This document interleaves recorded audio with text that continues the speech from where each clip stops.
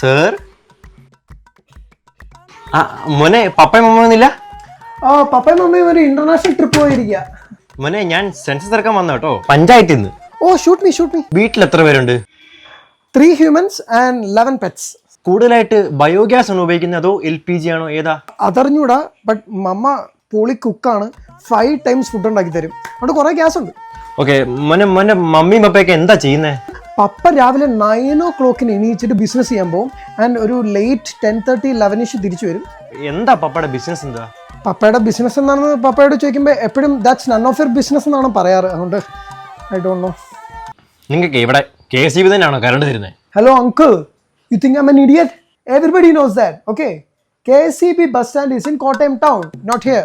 ശരി ഞാനേ പപ്പയും മമ്മിയും ഉള്ളപ്പോൾ വരാം കേട്ടോ. ഏത് പഞ്ചായത്തിൽ നിന്നാണ് നിങ്ങളൊക്കെ വരുന്നത്? അപ്പുറത്തെ വീട്ടിൽ കൂടി കിടക്കുമെന്ന് തോന്നുന്നു.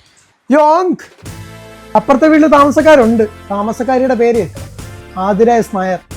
ആതിരയുടെ അപ്പച്ചൻ്റെ പേര് തോമസ് മാത്യു, ഉമ്മച്ചിയുടെ പേര് Fathima Shajan. Born in Kerala, brought up in Canada. പിന്നെ 6 മാസമായിട്ട് രാവിലെ 9 മണി പോയിട്ട് 6 മണി വരെ കോട്ടയത്ത് വിവോ മാർക്കറ്റിംഗ് ഇന്റേൺഷിപ്പ് ചെയ്യുന്നു.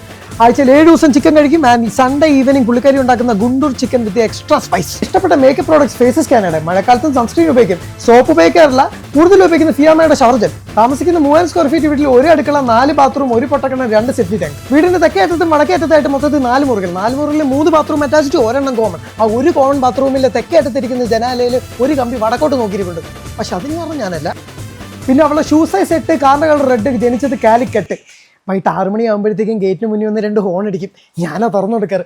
പോയിട്ട് വരാം, ബൈ.